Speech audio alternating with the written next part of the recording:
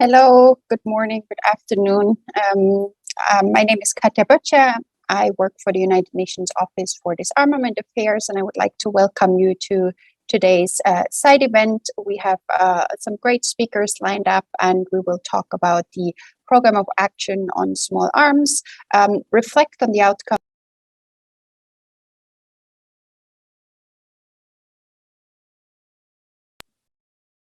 Reflect on the 7th biannual meeting of states, and I'll hand over to Glenn, who's going to moderate today's event. Thank you very much. Thank you so much, Katja. And welcome to everybody, whether you're joining us from New York in the afternoon, elsewhere in the world in the morning or the afternoon. We're happy to have you with us. We're here today. My name is Glenn McDonald, Small Arms Survey, and I'll be moderating today's event and also providing an overview of BMS7 in just a second.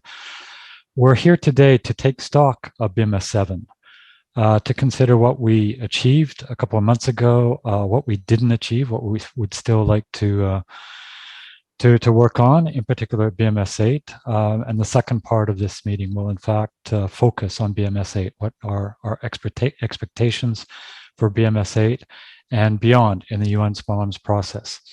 I should express our thanks to the European Union for having sponsored this event.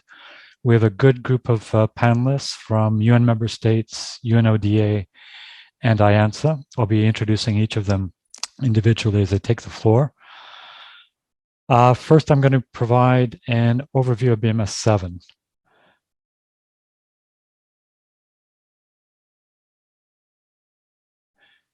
And Katja or others should intervene if you do not see my PowerPoint slide right now. So I'm on the title slide. I'm just going to spend a very few minutes going over some of the highlights from BMS7. It's going to be a selective treatment, and our speakers will subsequently go more in depth into different issue areas. Good. Okay, so we got the first slide here. You will remember the last meeting before BMS7, the third review conference held in June 2018. 3 years later, postponed from 2020 because of COVID, we were able to hold BMS7 at the time of the UN Program of Action on Small Arms 20th anniversary, so adopted in July 2001. And the aim obviously was to try to continue to move the process forward. And to that end, BMS7 was held in the last week of July at UN headquarters in New York. As you probably know, there was no agreement, no consensus agreement on the final document. There was a vote on paragraph 92 concerning new technologies on the ITI. You have the voting record there, 100 in favor, 1 against, and 10 abstentions. But then when it came time to vote on the entire outcome document, it was 114 votes in favor, no opposed, no abstentions. This is a useful timeline for POA implementation of the different meetings we've held since 2001. And obviously this is the 7th biennial meeting of states, BMS7. So what was significant for BMS7? And again, this is selective. I'm just going to focus on a few things that were relatively new or even entirely new for this meeting and this outcome document. One thing to note, this was true to some extent of the third review conference, but we saw in the BMS7 outcome quite detailed language on diversion, including lots of references to life cycle management, which is essential for controlling small arms, given their long and complex life cycles. There are many issues that were mentioned in that regard. I've just highlighted one: post-shipment verification. Also interesting, and sort of providing some clarification to the POA's very general reference to relevant international law when transferring small arms and light weapons abroad. There was a specific reference to international humanitarian law, international human rights law. That was useful, as were references to gender-based violence, the problem of gender-based violence and sexual violence in conflict, highlighting those issues. Reference to ammunition in paragraph 36, and perhaps I think good news for many people was that that was not a central controversy for this meeting. There was an agreement that different states approach the issue of whether the POA covers ammunition or not differently. So that was a very useful and positive compromise that was reached on that issue. The stakeholders, BMS7 outcome was particularly good in highlighting the different types of stakeholders that are involved in the UN small arms process. Tackling the problem of small arms, it involves a range of stakeholders. I'm drawing from paragraph 55 of the outcome document here, with references civil society, youth, victims and survivors of armed violence, parliamentarians, industry, private sector. We saw extensive language on women, gender, women, peace and security agenda, including the 4 pillars. At the end of the day, it was useful to remind everybody that the primary responsibility for tackling the small arms problem resides with states, consonant with Section 3, Paragraph 1 of the UN Program of Action. A lot of what needs to be done, it really resides with UN member states.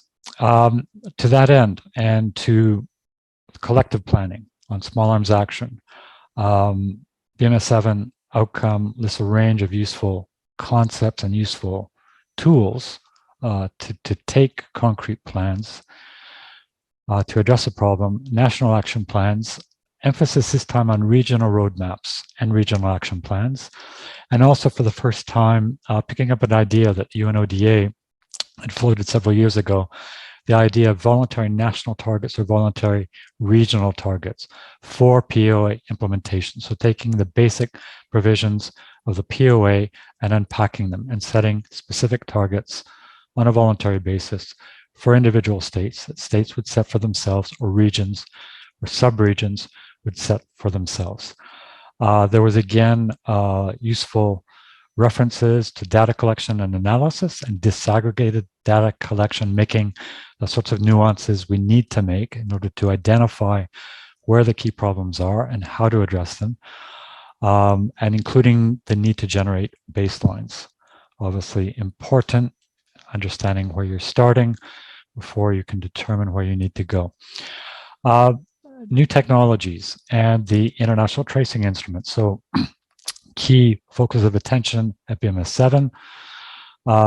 There were 3 issues, arguably more, but I'm just highlighting 3 here. Polymer frame marking, handguns made of polymer, and the difficulty of marking durably those weapons, modular weapons, and the challenges they pose to marking, record keeping, and tracing in line with the ITI. Also 3D printing. It's the first 2 issues that attracted in particular discussions around process. So at the end of the day, almost all countries agreed that BMS8 should consider the establishment of an open-ended technical expert group for action-oriented next steps. So that's something they will consider, UN member states will consider next year at BMS8. If there's agreement there, then my understanding is that the expert group would start its work in 2024 as part of the regular UN budget. Before that even, but that would have budgetary implications, require agreement to amend the existing budget at that time. Equally important, I would argue, is the agreement for the UN Secretariat to produce a good practice document on marking practices for modular and polymer weapons. International cooperation and assistance was the second issue that attracted a lot of attention at BMS7, a lot of discussion and quite a few paragraphs and action points on the issue, including, but again, it was decided to leave the issue for the consideration of BMS8. the establishment of a fellowship training program on small arms and light weapons.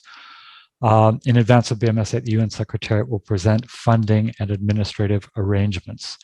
And again, my understanding is that if there's agreement on the fellowship program at BMS8, then it could be made part of the regular UN budget and start its, and this could be established for 2024. My last slide here, international cooperation and assistance. So in fact, international cooperation and assistance has been a cross-cutting theme for the past 10 years and more, in fact. But there's some specific language for BMS8, and it's going to be the central theme for BMS8. And you have the language before you, first bullet point here, paragraph 121. Led by the Secretariat will lead a consultation on this issue. And based on the consultation, we'll compile a series of recommendations for BMS8. And before ending my overview, I just want to note that there are some useful references in BMS7. We see this several times in the document. A lot of emphasis on the need to strengthen international cooperation and assistance, and also the importance of interagency cooperation within the state between different government departments, a whole of government approach, and also the importance of ensuring national ownership over cooperation and assistance. With that, I'm going to stop. It's a very brief and partial overview. And now I have the privilege of introducing Ambassador Pankaj Sharma from India for his comments. Ambassador, you have the floor.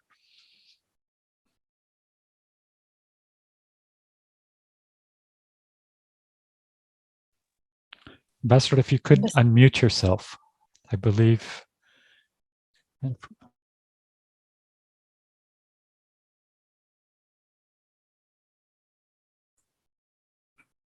Am I audible now?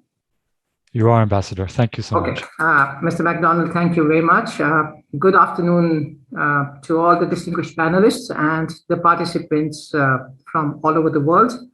I'm sorry that I'm not in New York and missing all the fun this time, but certainly there will be another opportunity.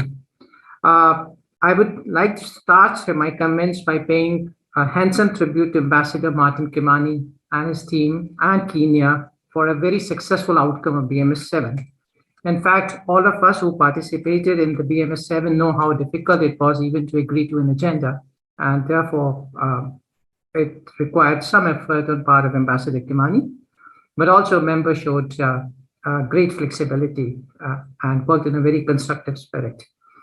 My second remark is about commending UNODA for putting this event together, because these are important milestones and events. Otherwise, we will only get to remember UNPOA once a year. And especially a very special word to Katya for putting this panel together and putting in practice what the member states have voiced, that is about the need for gender balance. And if you look at the composition of the panel, I would say it is gender balanced, and which is a very welcome thing from India's perspective. Mr. MacDonald, you have actually very succinctly summarized the outcomes of the BMS7, but coming to the outcomes and from my country's perspective, India's perspective, what was important, our priorities. And I would be very brief. If you were to ask me what were the main priorities of India, I would say full and effective implementation of UN Program of Action has always been a perennial priority for India, and that remains so. But it is not only for preventing, combating, and eradicating the illicit trade of small arms and light weapons for the purpose of eradicating the trade or combating the trade, but it is also as a means to combat terrorism and transnational crime. And therefore, it becomes extremely important in India's perspective, particularly because India has been a victim of terrorism. And therefore, we attach very high priority to this aspect. In fact, it is very well known that we have been tabling First Committee resolution since 2002 on measures to prevent terrorists from acquiring weapons of mass destruction. And part of it, that emphasis is also reflected in this program of action. Now, the third one is the impact of emerging technologies on the illicit trade of small arms and light weapons. And you mentioned emerging technologies like 3D printing, modular weapons, and polymer weapons. And that, again, was a very important theme throughout the discussions. And I would consider this as a success of agreeing to the proposal to form an open-ended technical experts group. If that found mention in the document, I think I would consider it a major achievement. And finally, as a developing country, India has always supported the call of the developing countries, including the non-aligned movement, for strengthening international cooperation and assistance. And we are glad that we found that voice reflected in section C of the outcome document very prominently. You also put that in your last slide.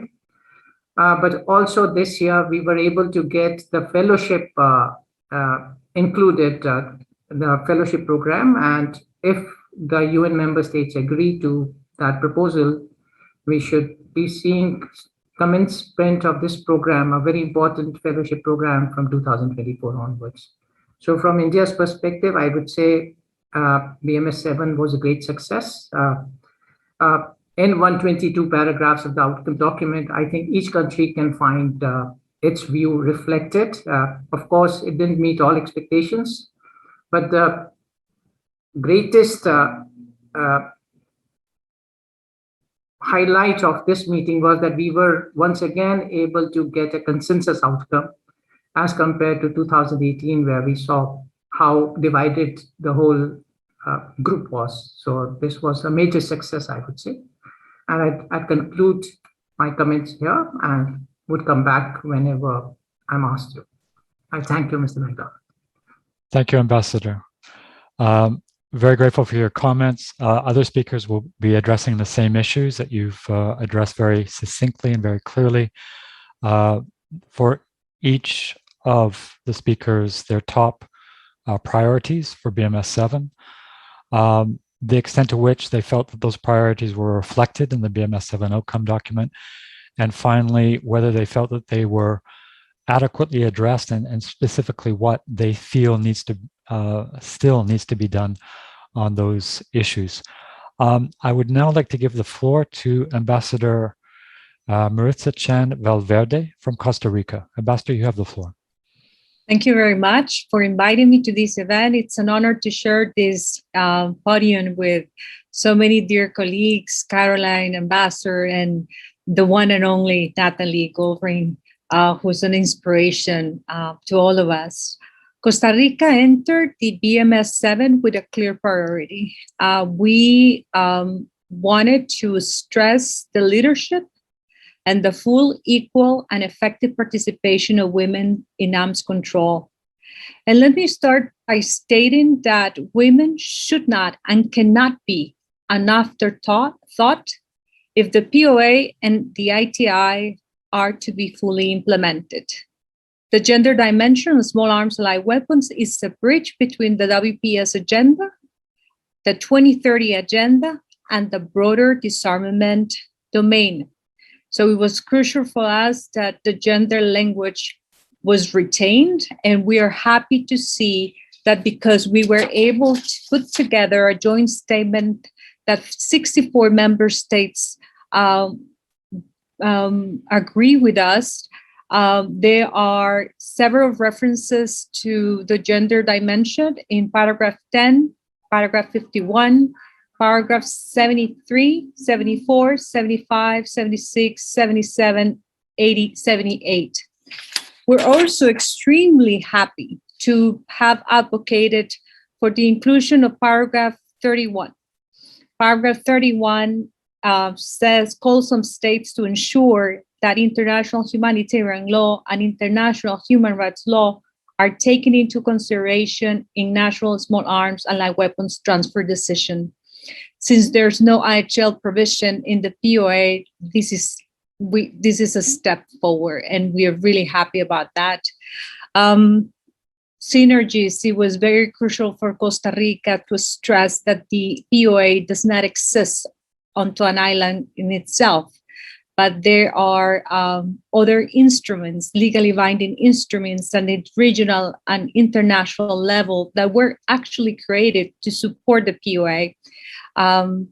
That was another one of our priorities, and civil society participation from the get-go. Costa Rica requested that since we knew that civil society were not going to be invited or had access to the building, they could participate in the informal virtual meetings.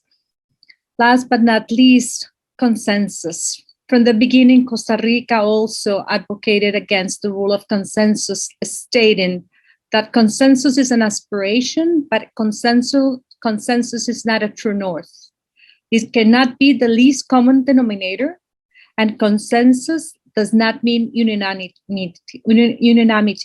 So we couldn't allow those who did not want progress to win just because they were invoking consensus. The linkages with the SDGs, there are many other issues, but those 3 or 4 are the focus of our participation at the BMS7. I thank you. Thank you, Ambassador. Very much appreciated. And just for participants, I just draw your attention to the chat and the comment that Katja has made, because in the last part of this side event, we'll be taking questions from the floor, obviously, once we've heard from each of the panelists. But for now, I have the privilege to turn the floor over to Ms. Caroline Peile from Belgium. You have the floor.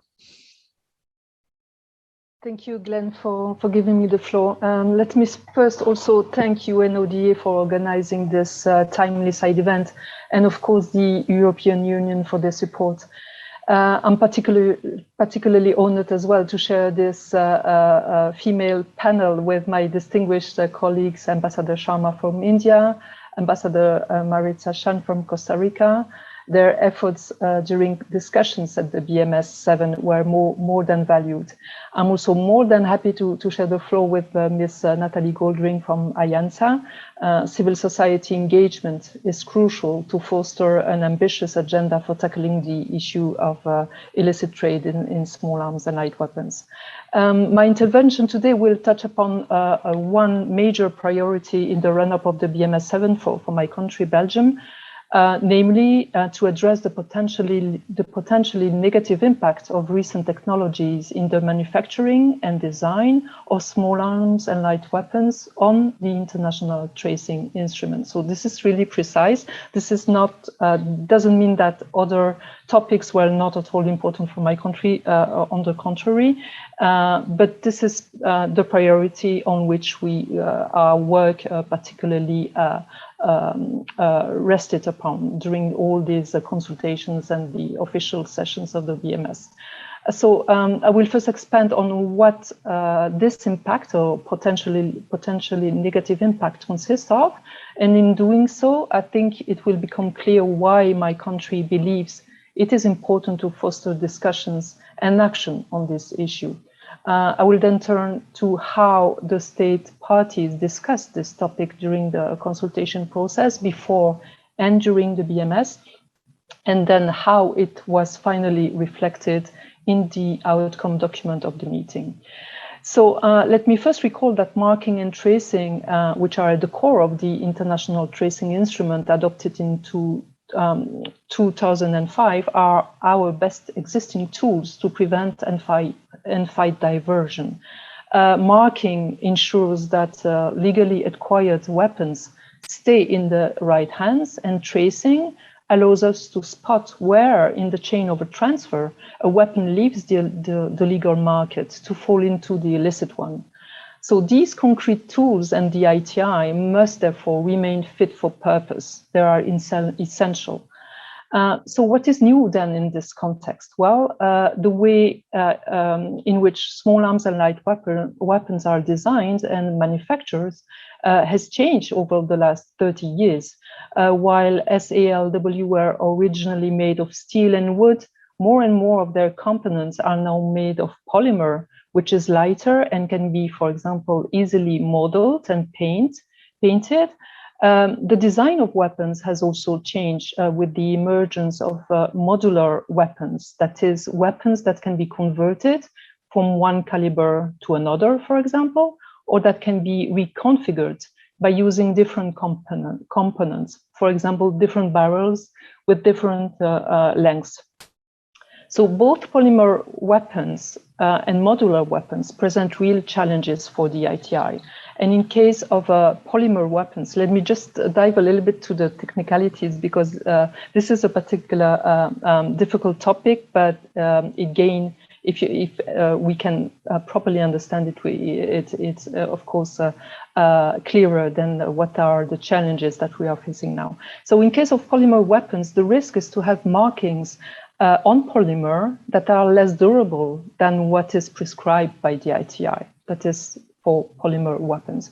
In the case of modular weapons, if different manufacturers, for example, of the same weapon model choose different locations on the weapon where to put the serial numbers, we can end up with guns without any serial number or bearing two different serial numbers, which will render, of course, tracing operations even more difficult than they are today.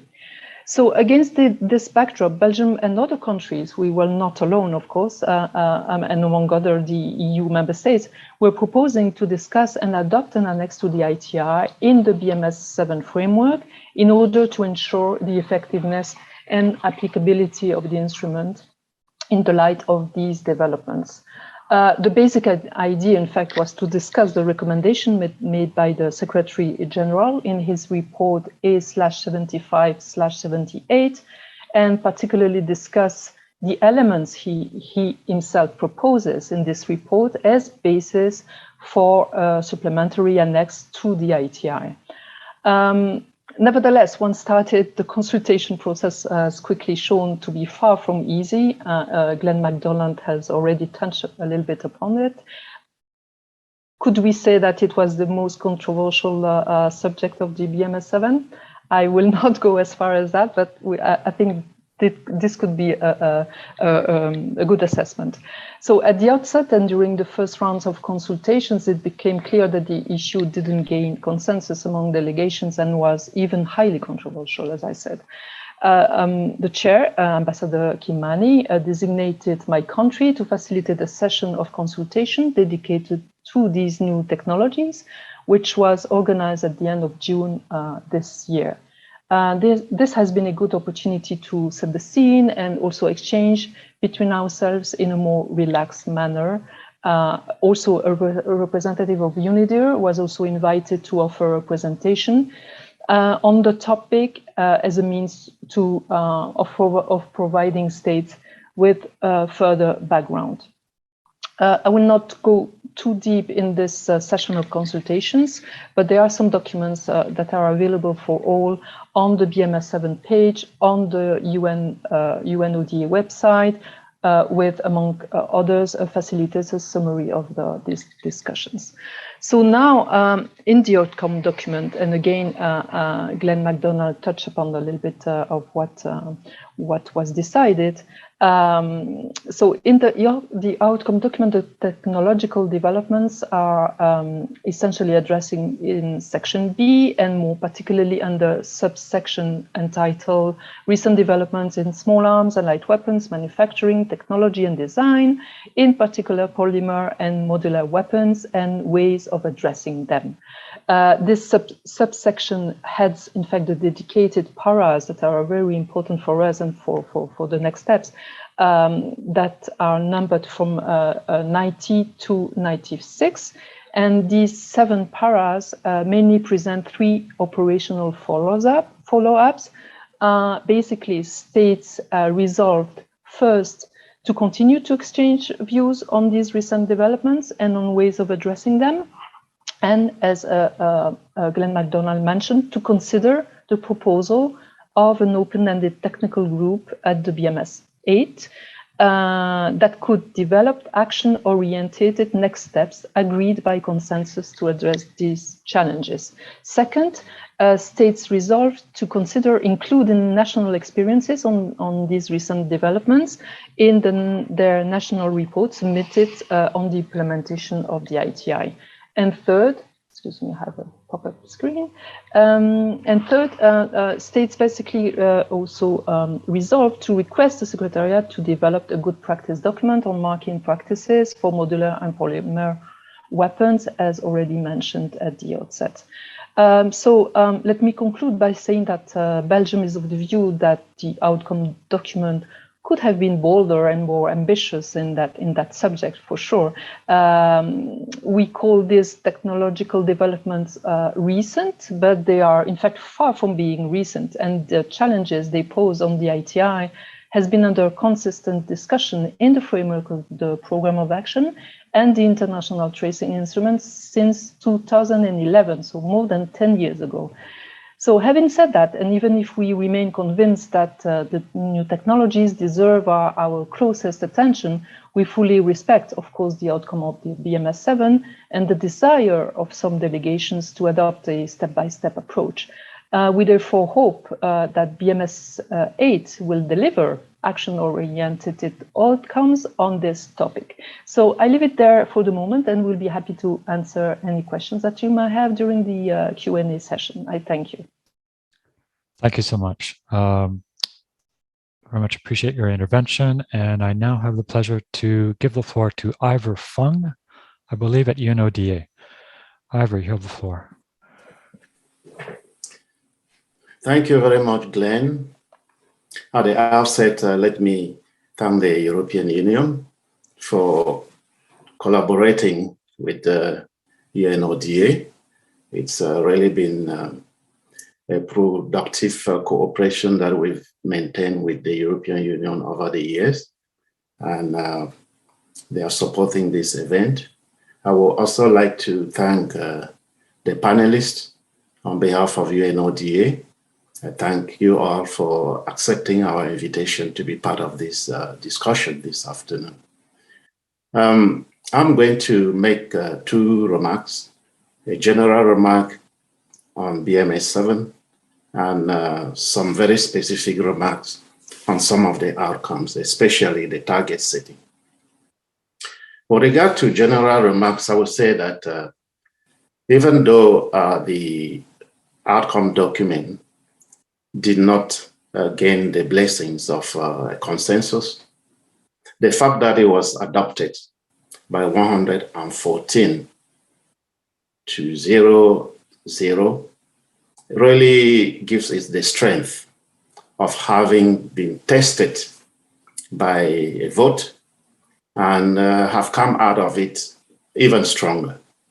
So I think that member states should be congratulated for having shown maturity over the years, and for some of us who have been in this business for some time, starting in 1997 when the group of experts first met to discuss the issue of small arms and light weapons, right up to 2001 when the POA was adopted, and to July 2021 when BMS7 came out with these very useful recommendations and agreements in several areas that can be called very vital to the work of BMS7, to the implementation of the POA in general.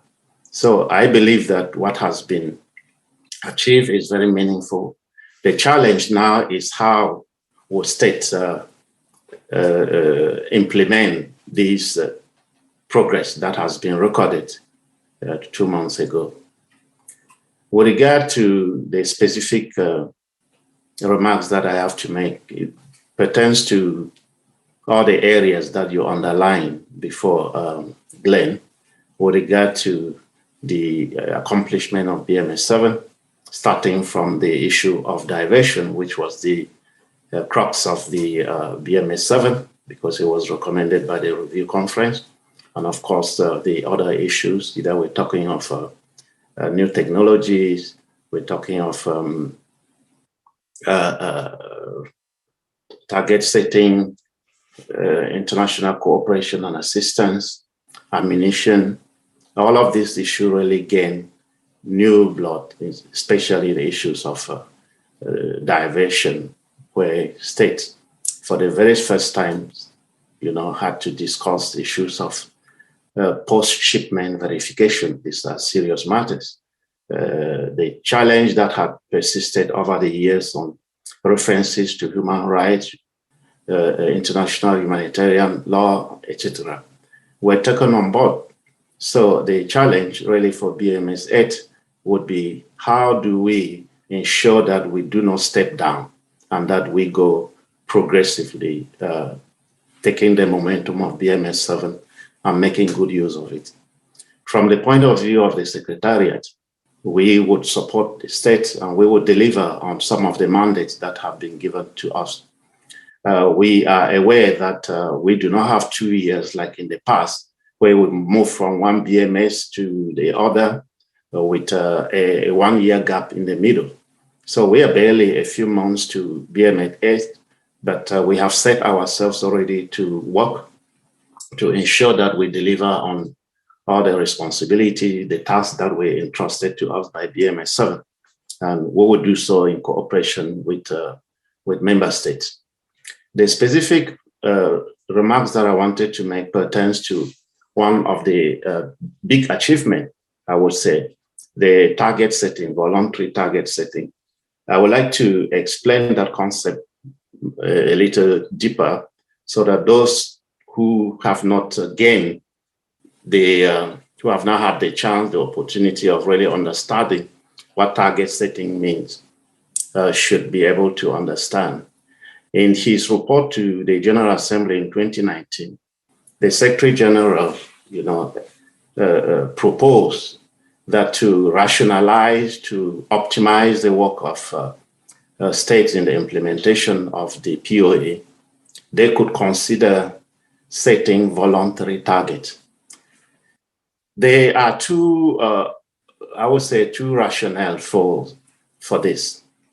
One is that, as you all know, the implementation of the POA has been at several levels, culminating to the review conference in New York, passing by what states do at home, and then coming to New York every 2 years at the biannual meeting.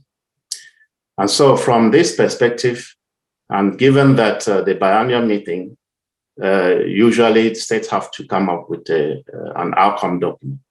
BMS7 was special that many of the issues were not watered down, but still, they are states that believe that their issues were not taken on board.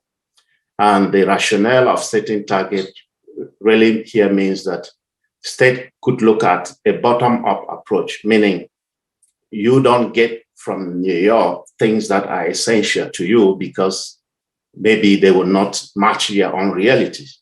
So what you need to do, start from the bottom, set your own targets. What is it that you want to do that is important? For instance, if you believe PSSM is the priority for your country, you do so. You set targets on how you would meet the objectives, and you optimize your efforts and resources in this area. So you set the target, just like we see in other regimes. If you take the Paris climate agreement, or you take even the SDGs, where we have a target regime, targets actually enable states to be able to reach certain goals. And this is the kind of thing that could maybe bring new impetus in the implementation of the POA. setting targets at the national level and also at the regional level, meaning that when states have this kind of discipline, they know they are master of what they themselves believe is important, is useful to their own national context. The other rationale for this is that as we function more and more in the context of the Sustainable Development Goals, when you set targets, it really enables you to build into some of the tools that already exist in the context, for instance, the common country assessment, if your country is conducting that, and also embedding all of this in the United Nations Sustainable Development framework, cooperation framework. I would like to indicate some examples in this particular context. Recently, I was in Kenya and in Cameroon, and we discussed the issue of target setting. The coordinating mechanism, the national, they call it the national focal point. They immediately saw the usefulness of this, and in a joint meeting with the UN country team there, at the time when they too were helping the government in looking at what are the salient issues that should be in the priority development goals of Kenya, this issue came up.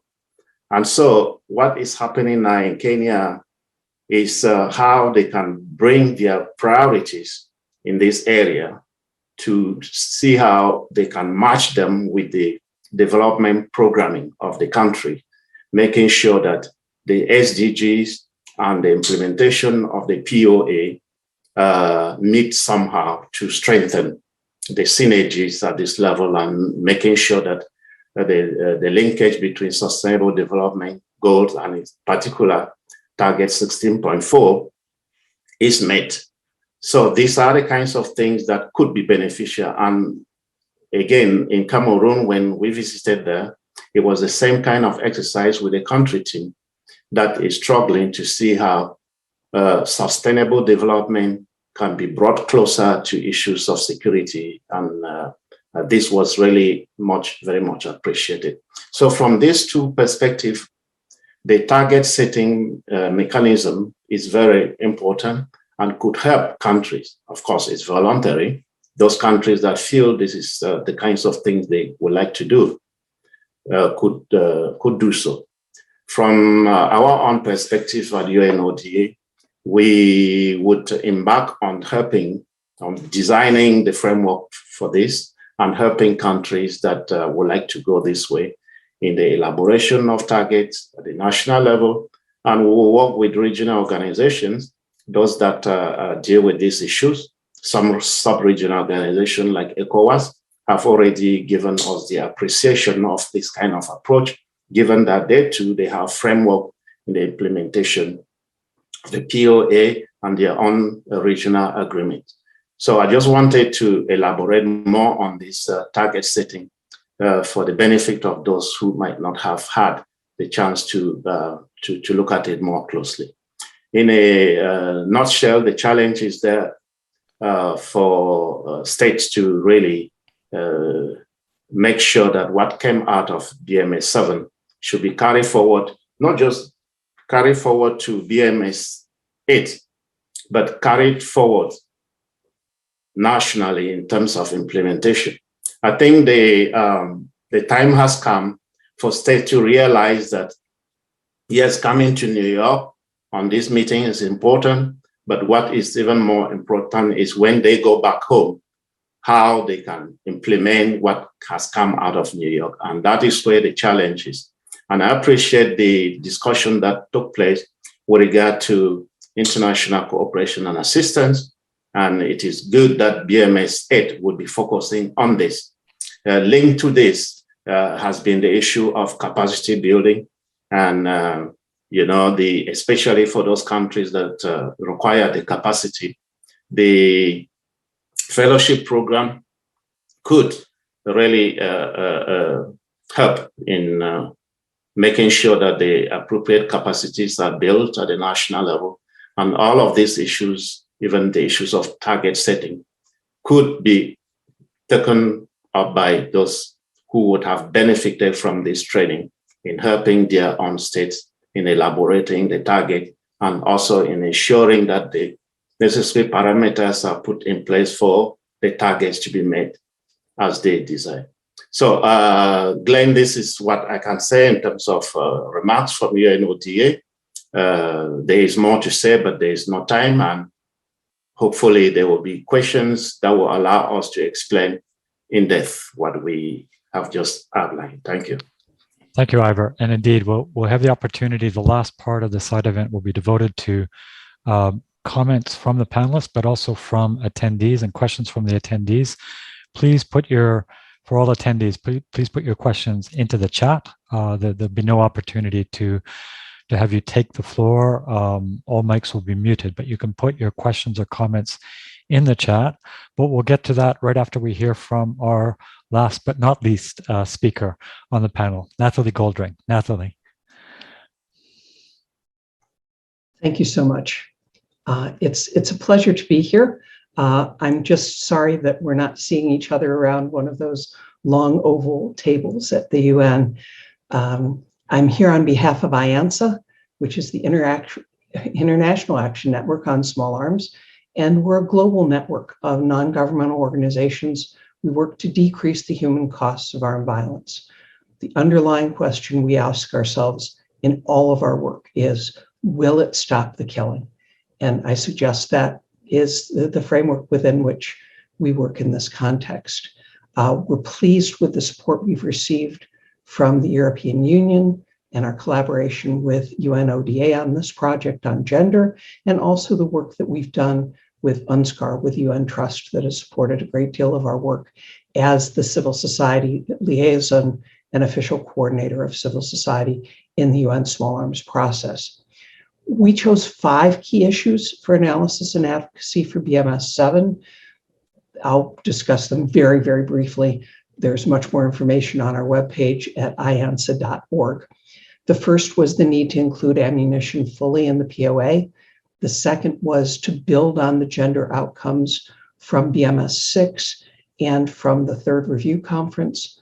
The third was preventing and combating diversion. The fourth is marking and tracing of small arms and light weapons. And the fifth is stockpile management, which includes both safety and security, but also the destruction of surplus and excessive accumulation of weapons. In the context today, I'm just going to talk about one of those priorities and then an issue that cuts across all of these questions for us, which is the role of civil society. And I'm going to talk a bit about gender. Ambassador Chan and others have already spoken to this, so I'll be brief on this. What people need to understand in terms of context is the word gender was not even used in the original version of the program of action in the 2001 text. And the question there is, how can you possibly think good policy can be made when half the population isn't fully represented? And it's a substantive issue. It's also a process issue, because we're not likely to get good results on the substantive side unless we also deal with procedural issues. If women aren't even in the room, how can we be full and effective participants? It's just not possible. The other point I want to make is with respect to the full and effective participation of civil society. And here we place particular focus on ensuring that the voices of survivors and victims are heard, and that we bring youth fully into this discussion. In both of these cases, what we're advocating for is including the voices of people who've traditionally been either underrepresented or even absent in these discussions and negotiations. With respect to how these priorities were reflected in the outcome document, as others have said, we think that gender issues are well represented. We like, in particular, the language on disaggregating data by sex, age, and disability, the direct language on the interrelationship between gender-based violence and the illicit trade in small arms and light weapons, and the language urging states to fund research and advocacy work on these issues. On the question of civil society participation, we weren't able to participate fully and effectively in BMS7. It's just that simple. Several states spoke about the importance of our work. We welcome that. We've been credited with providing substantive expertise and useful information. We appreciate that. But in reality, most of the sessions we were supposed to be able to observe ended quickly to move to informal negotiations. We weren't allowed in the building, and it was extremely difficult to be effective without the kinds of informal access to officials that normally occur during these meetings. Ironically, accounts of some of the closed meetings suggested they weren't substantively different than the more public sessions. So then there's the question of why we were excluded. In terms of whether the priorities were adequately addressed, I think people have addressed that well with respect to gender issues. The only point I'd add on that is it is another place where the question is, how do you put rhetoric into practice? And one early test of that will be the extent to which states look at the reporting template for the program of action, and in particular the gender sections, looking at which programs and policies they have in place, developing programs to fill the gaps, and seeking advice and financial support from other states for those efforts. Civil society was not particularly prominent in the final text. We are a valued partner, we believe that, and states need to acknowledge that in ways that aren't simply talking about us at the meetings. The commitment will be demonstrated by including civil society representatives on delegations, by helping fund this work. You'll note that's a common theme of mine today. We were successful, though, in lobbying for the inclusion of survivors of armed violence and in moving away from language that only characterizes people as victims in that process. And I will stop there and come back in the second section. Thank you. Thank you so much, Natalie. Thank you very much to all our panelists today. We're now moving to the last session. I want to give sufficient time, obviously, for the discussion.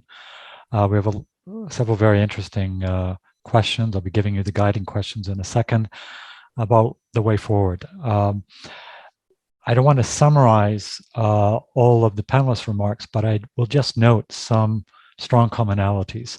In particular, I heard several times the term full and effective. Full and effective relating to implementation. I believe, Ambassador Sharma, that's the very first thing you said.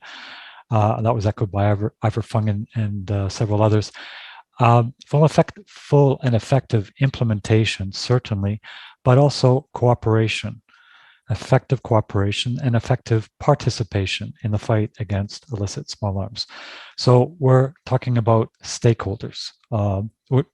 Obviously, states retain the central role in the fight against illicit small arms, but the importance of cooperation, of bringing all relevant actors to bear on the problem, the importance of measurement in line with, linked to the SDGs, but not only, getting a firmer grip on the nature of the problem, the specific characteristics of the problem in different states and regions and across regions, and obviously setting targets once you have some sense of what the problems are to identify your objectives. So that's what I've been hearing to date, to summarize in a very brief fashion. This third and final part of our panel discussion involving everybody who's attending the event currently. The title is The Way Forward, BMS8 and Beyond, right? So not necessarily stopping at BMS8, but looking at the kinds of steps we want to take up to BMS8, which is only, 9 or 10 months from now, last week in July 2022. And even beyond, what sort of steps do we need to take now and at BMS8 to consolidate, strengthen the UN Small Arms process so that we address the challenges that we have. And I'll come back to that in my closing remarks, but I'm sure that you understand that we have many challenges outside the small arms issue that are going to promote and stimulate armed violence, illicit trafficking, the sorts of things that the POA addresses. So here are some questions to guide this part of our discussion. Where do you see opportunities for further progress at BMS8? Second, states agree that BMS8 will consider the implementation of the POA, including means of enhancing modalities and procedures for international cooperation and assistance. The question is, have those priorities been adequately addressed to date? What remains to be done? And then a final question for our consideration now. How do you see the UN Small Arms process evolving after BMS8? What needs to be done and what needs to be done differently? This could concern process, this could concern substance. I am looking now at the chat to see if we have any questions from any of the attendees. And we have one that I think everybody sees from Eli Kitomaki. And she's raising the question of ammunition and also the question of consensus. Now, these are sort of a substantive question and a process question at the same time. Obviously, the GGE on the management of surplus ammunition has recently issued its report. So I think this is an opportunity for us to reflect on that parallel process.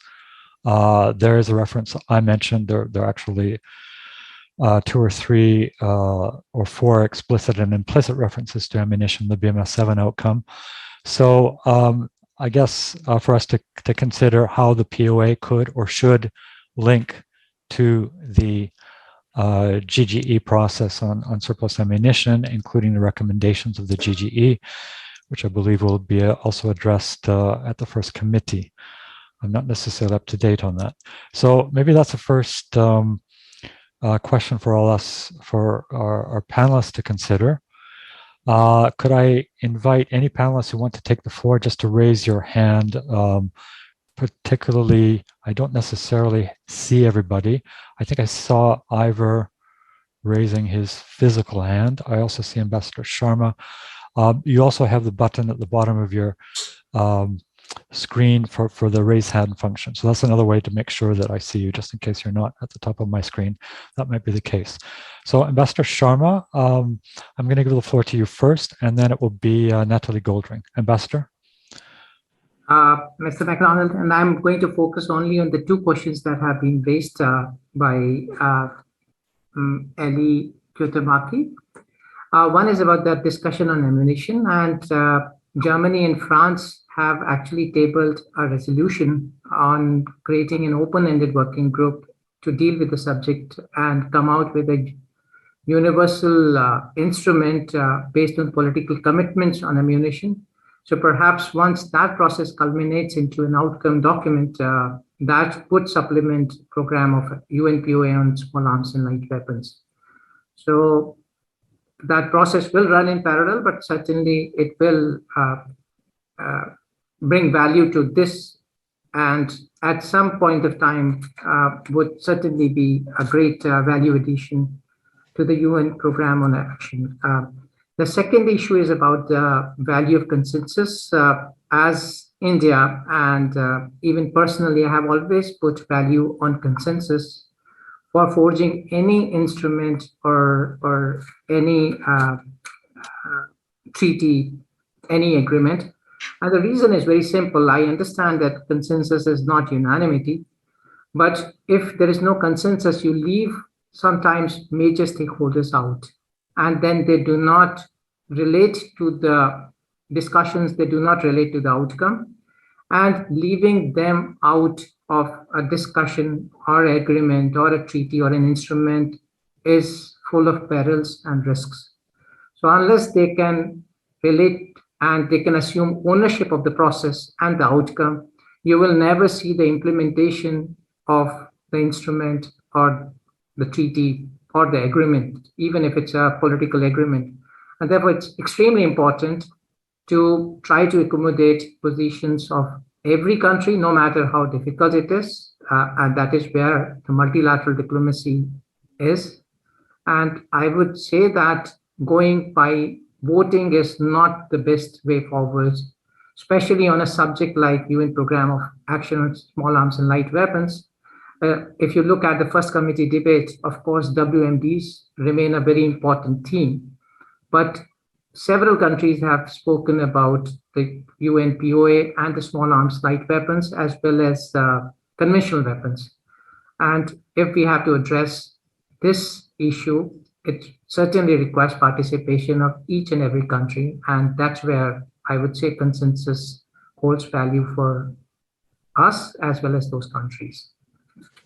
I limit only to these two questions at this moment. Thank you. Thank you, Ambassador. Yes, those are the questions that we have now from Eli Kitamaki. And Natalie, you have the floor. Thank you. With respect to the question of ammunition, we absolutely welcome the report of the group of governmental experts. At the same time, there are risks in establishing a parallel process. There are people who already think ammunition doesn't belong in the program of action and in its implementation. The risk is that they will then say, as they actually did in BMS7, well, that's a different discussion. That's over there in this other process. And even if there is a parallel process, as I expect there will be, ammunition still needs to be included in the POA. These weapons are worthless without their ammunition. We have these enormous stockpiles around the world in both military and civilian hands. These weapons, many of them remain useful for decades. The only way to control those weapons is to control the ammunition. With respect to the question of consensus, I respectfully must disagree with the ambassador on this. I believe that consensus has been used as a bludgeon, and it's been used by a very small number of countries to try to control the outcomes of this process and to even control what's being discussed. We had states engaged in what I would argue is actually the absurdity of saying the issues shouldn't be discussed at BMS7 unless there was already consensus on them. If that's the point, there's no reason to have the negotiations.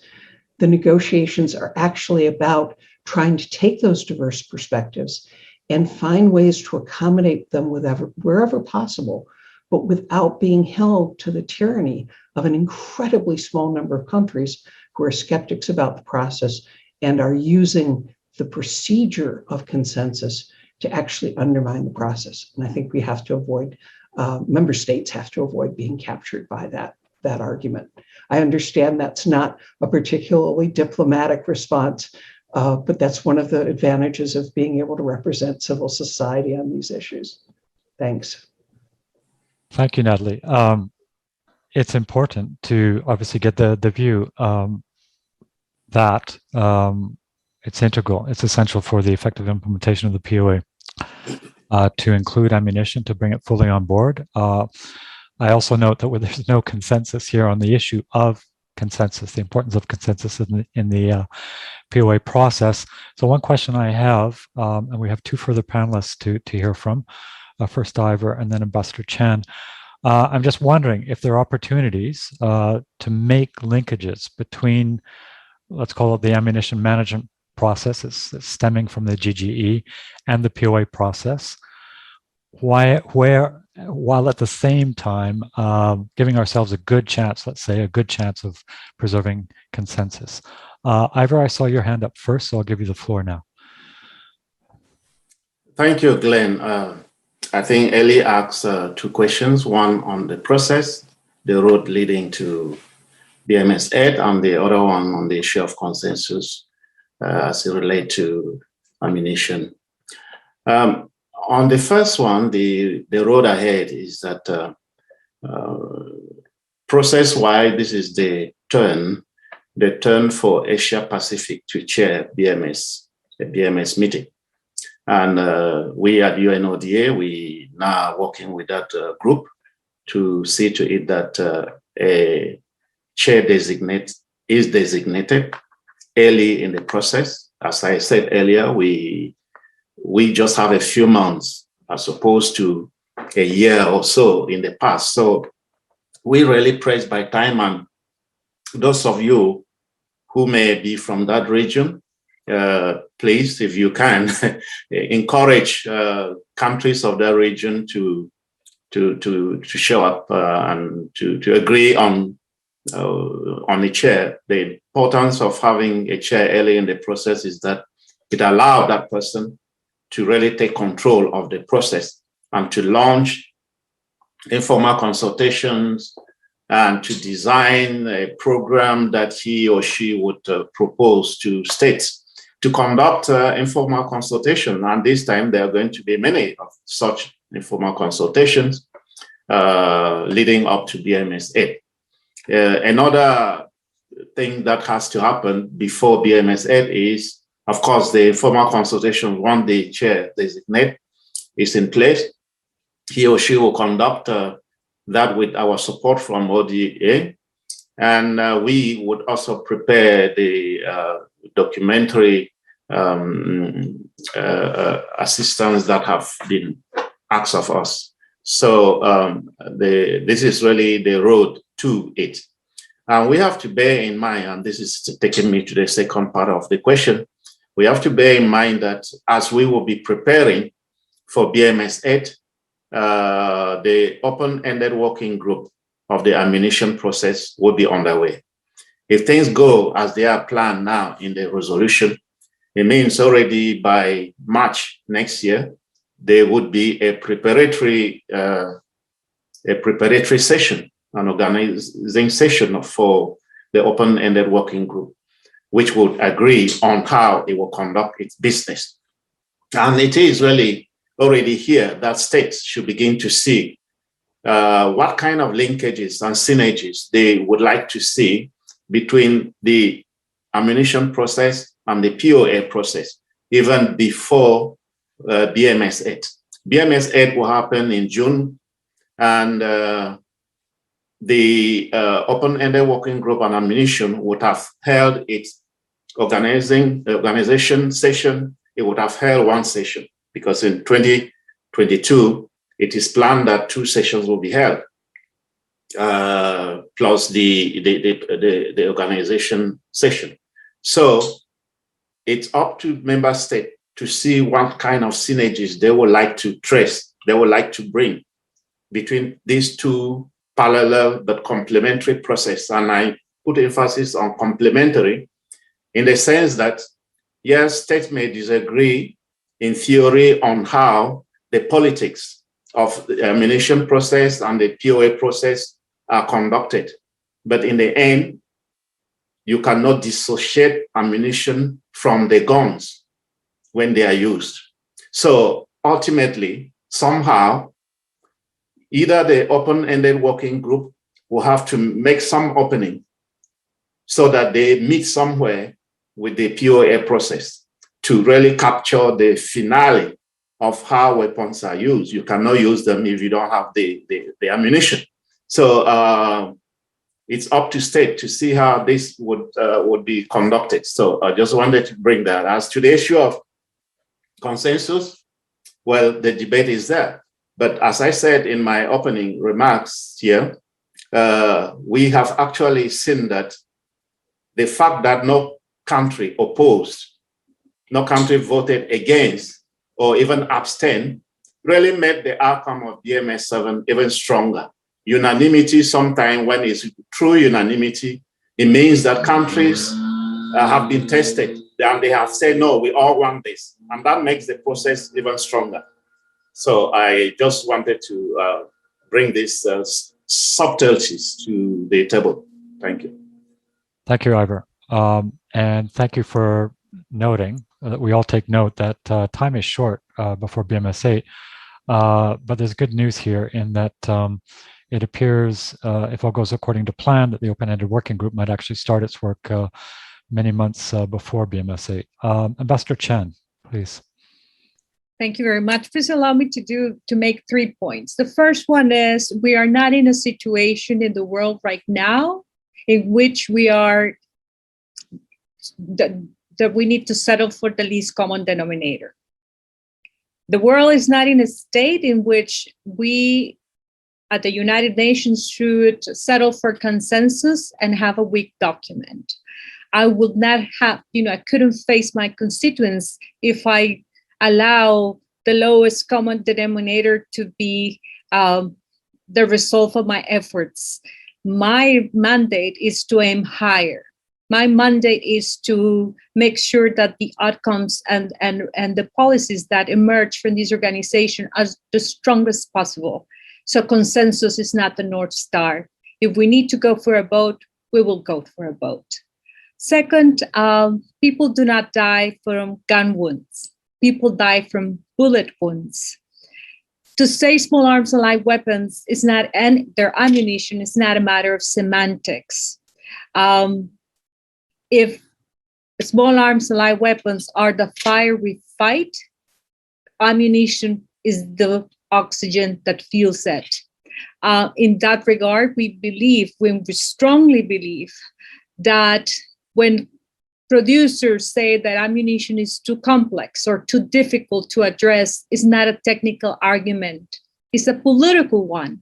And we have the diplomatic, political, and operational capacity to include ammunition in the POA if we choose to. And let's aim for that. Because after too many years and too many decades, we're still fighting for something that should have been there from the get-go. And how do we make the difference? Walking the talk. There's not enough, this institution is built on words, but actions is what make the difference. Make sure that you have female delegates heading your delegation. Make sure that they take the floor. Make sure that there's a gender lens to these issues, because if we continue to speak in silos, there's not going to be any difference. And small arms, light weapons, and the impact they have in our life and livelihoods refers to all SDGs, not only two. So we need to be realistic and honor the trust that our constituents have given us. And if breaking consensus means that we are honored that mandate, so be it. Thank you.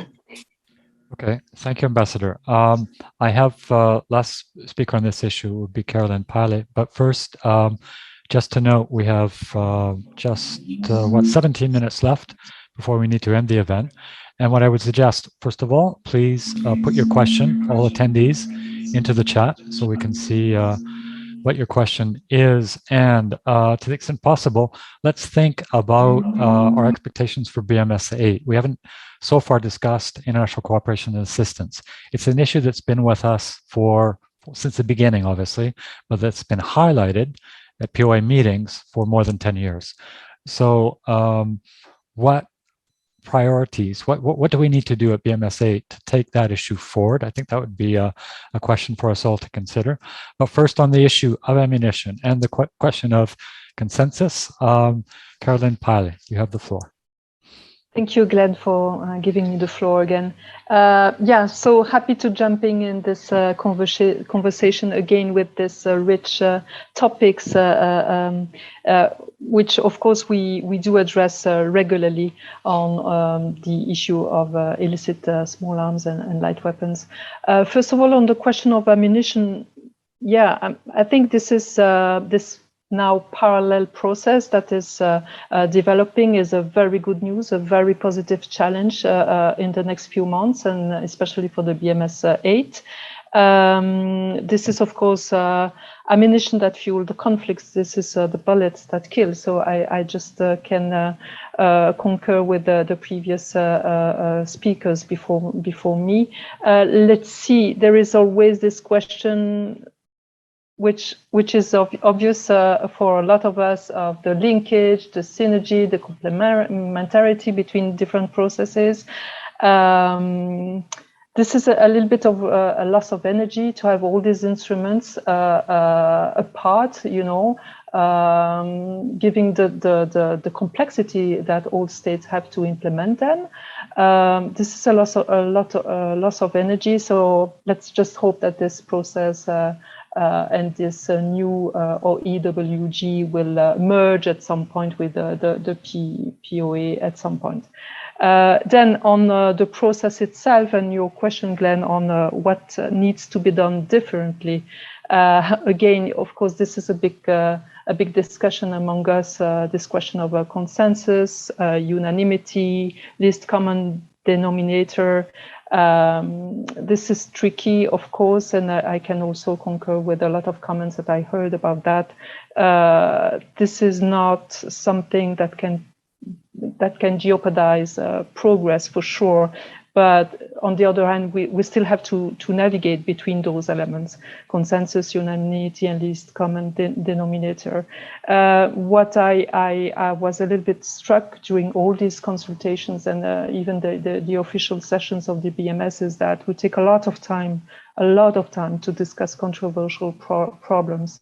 We need to discuss them, of course, but then there is no enough time to develop tools which we all agreed on, and not enough hands-on results, right? So, yeah, I fully agree with Ivor when he was mentioning the fact that we could have like a real focused objective is to make that every delegate, and especially those who come from most affected countries by the illicit trades in small arms and light weapons, can bring back home with something substantial and something concrete. So that would be, of course, a little bit maybe optimistic, but still, I think this is the kind of objective that we must go towards.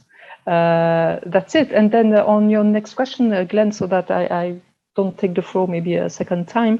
So you were mentioning international cooperation and assistance. Well, I don't have a particular elements and concrete elements to share for the next BMS7 on these topics. But for sure, I think, again, to be able to provide to the delegates of most affected countries really concrete tools to deal with that question on the ground would be ideal. So I will end with that. Thank you. Thank you. We have a question on synergies that's just been put in the chat, and we're coming back to ammunition. I want to, because I introduced it was one of our guiding questions, I just want to give the other panelists a chance to speak on the question of international cooperation and assistance, and particular priorities for BMS8 and how to, carry the process forward even beyond BMS8, particularly on this issue. We all understand how important it is. In practice, what kinds of things do we need to do? And then if we have a bit of time, let's come back to the issue of synergies. Synergies with other instruments. We've already been talking about synergies between the POA process and the UN POA process. So let's see if we can fit that in. But first of all, Ambassador Sharma, I believe, on international cooperation and assistance. Ambassador.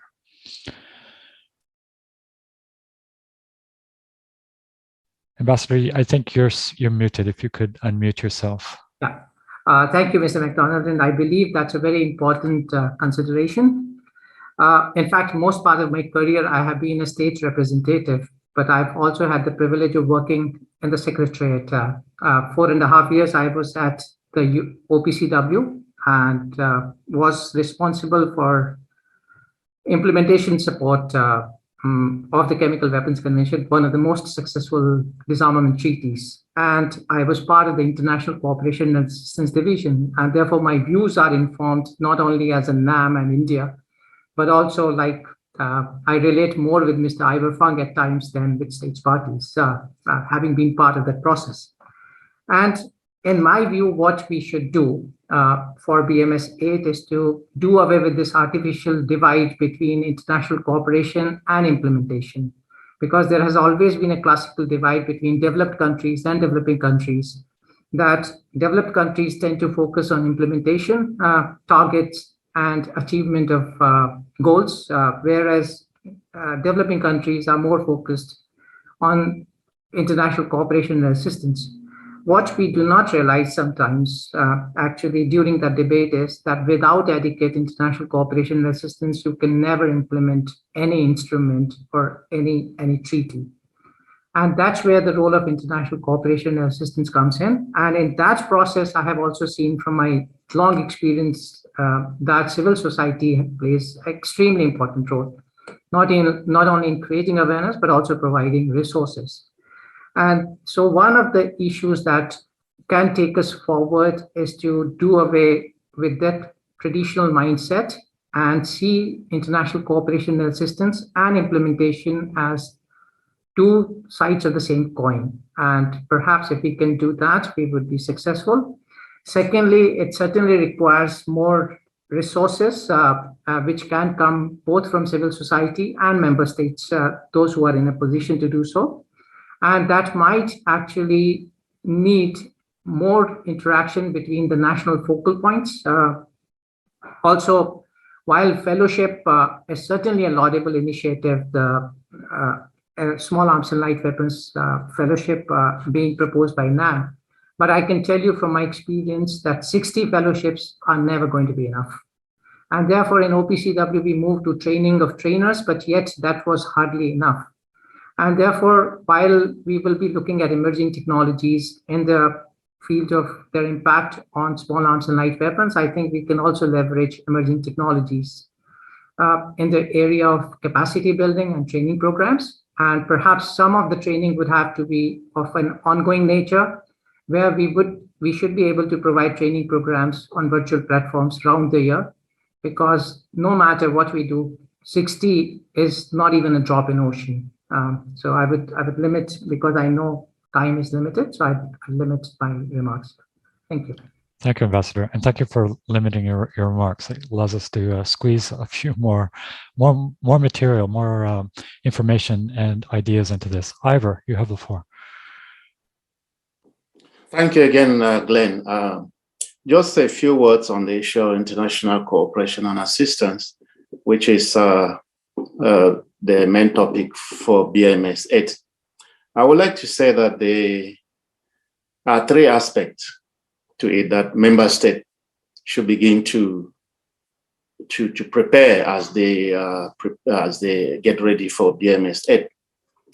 The first aspect, when you're talking about international cooperation and assistance, is to look at the issue of conditionality that has been dividing the states in terms of agreeing, even from the word go from 2001, the issue of international cooperation and assistance came up. What kind of cooperation, what kind of assistance are we talking about? If you observe, and Glenn, you certainly know, because you've been in this business as long as myself, you know that it's a divisive issue. Group of countries believe there should be no condition attached to international cooperation and especially assistance. Others believe, no, we cannot, things cannot just go like that. There have to be some conditions attached to cooperation or to assistance to ensure that there is some discipline and that the end result is something that is beneficial to all. And this particular issue prevented the establishment of mechanisms in the beginning that would help those states that need the help, need the assistance. You certainly know in the very beginning, we talked of, okay, let's establish a trust fund to accompany the implementation of the POA. It didn't go anywhere. But nevertheless, some states, like-minded states, created, UNSCA, which is the UN facility supporting cooperation in arms regulation. That is a voluntary thing. But we know the limitations of this trust fund because there's not much coming to it. And because of this, the Secretary General came 3 years ago, 2018, with his agenda for disarmament and proposed another mechanism that would look at the issue of funding small arms and light weapons programs, project in a more programmatic way, sustainable, robust enough to make a greater impact on the ground. So this is how it has been going. For BMS8, what would it mean? Is it reconfirming the divisions that have marked the whole process of international assistance?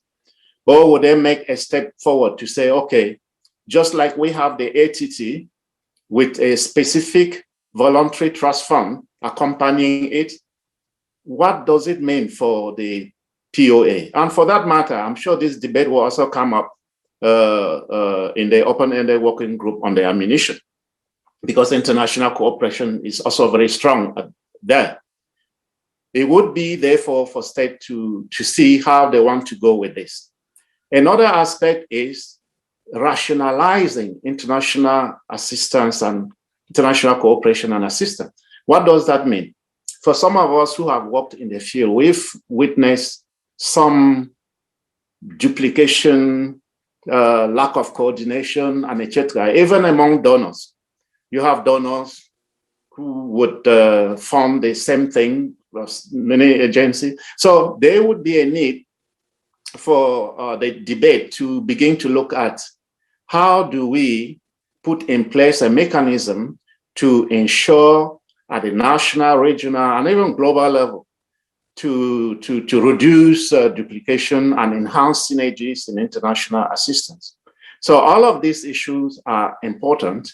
And I just believe that something concrete, and that's my last point on this, something concrete, good recommendation will come out of BMS8 with regard to this particular issue.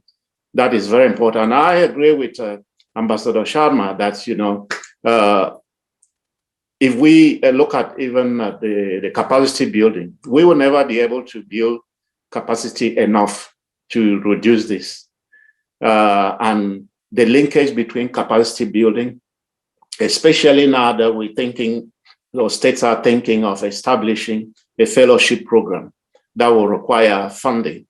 So that there is that relationship that also should be looked at BMS8. Thank you. Thank you, Ivor. Natalie, you have the floor. Thank you. There are about 20 points I want to respond to. I'm going to try and limit it to, I think, 3, given the time. One is that synergies matter. They matter across instruments. They matter across from civil society to governments to the full communities of stakeholders. They matter in terms of how we take these stovepipes, right? People talking about gender, people talking about small arms, people talking about violence against women, looking at the interconnections in these issues at the national level with laws and regulations, at the regional level, at the global level, not allowing these things to be limited to simply, you know, one perspective and one aspect. And from the question of perspectives, I encourage people to look at IANSA's call to action on gender and small arms, where one of the points we make is the inclusion of marginalized groups, and that includes youth, that includes people with other gender and sexual identities, which I don't think has been mentioned here. A lot of this work is on a gender binary. That leaves out a lot of people around the world. And we need to look at new approaches and new ways of dealing with these issues. I'm one of those people who, you know, lives by pen and paper. The generations that follow don't do that. And many of you know IANSA's campaigns, the 16 Days Against Armed Violence Against Women that we do every year, our participation in things like, you know, Wear Orange and other global campaigns that other groups lead. But I'll point you to one project in particular that I'm particularly proud of. And I get to say that because I wasn't really involved in it, so I get to give credit to other people. We did a project with Algonquin College in Canada, where their students developed programs on masculinities to work with youth. The main target was sort of 12 to 15-year-olds. And they did this through zines. and, through art and quick fiction writing.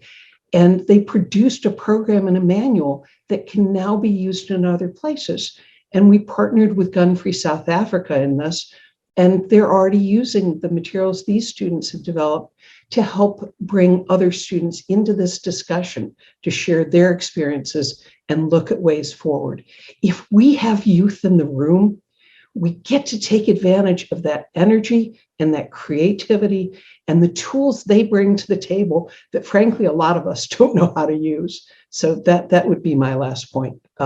Look to the youth, look to people who haven't been sitting at the table, bring them in. Thank you so much, Natalie. And we even fit in, because we are now at our limit, a very short consideration of the question of synergies, noting their fundamental importance. I'm not going to try to summarize this very rich discussion, but there are a few key points that occurred to me. One, picking up something that Ivor said, and I do remember that the issue of conditionality and international assistance, it was one of the key issues that sunk the first review conference in 2006. No agreement of any kind. One thing that struck me as an observer of that meeting was just how the failure of states, UN member states, to speak to one another, to listen to one another, and to reach appropriate compromises. Now, something rather good happened between 2006 and 2008, between the first review conference and BMS3, is that there was an ongoing dialogue around that issue and others.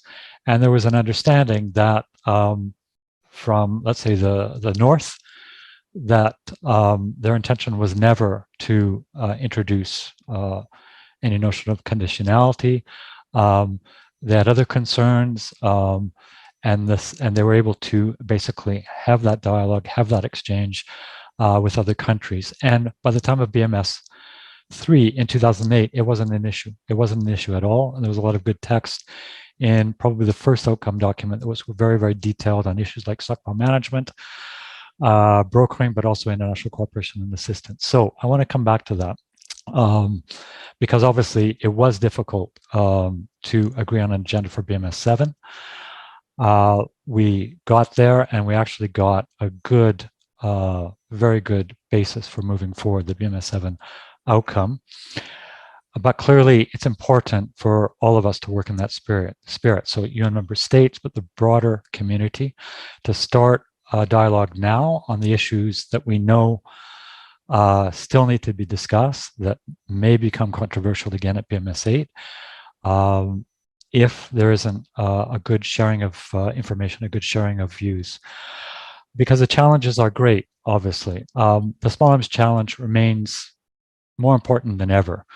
Why? Because we have climate change, unfortunately, that is literally breathing down our neck right now. The pandemic has shown us the violence that can, not only social instability, but the violence that can result from socioeconomic inequality. These and other issues make the POA more important than ever.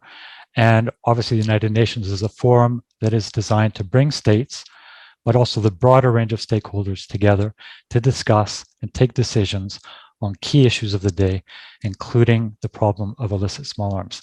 I'm going to stop there before handing the floor to Katja from some very brief thank you from UNODA. On my side, I thank everybody very much. I thank the participants for their attention, the questions we received, and obviously the panelists for their presentations and the very, very rich discussion that we had today. Thank you, everyone, and stay safe. Katja? Yes, thank you so much, Glenn, for moderating what I think was a very lively discussion, which brought out more of the nuances of, what we usually go through during the POA meetings. And thank you to all the panelists, for speaking off script, for having very frank discussions on your, priority areas and beyond. And that just leaves me to thank again the European Union for sponsoring the event. Thanks to all the participants for joining us today. We will have a short write-up of this event, and the recording will be made available on our website. And also just to say, at the moment, the dates for BMS8, which are envisaged, are the 27th of June to the 1st of July 2022. So I hope we will all stay in touch and continue this exchange, and that we'll have a successful meeting also next year. With that, I'll let you go and wish you a nice afternoon or evening wherever you are. Thank you so much again. Thank you very much. Thank you. Stay safe, everyone.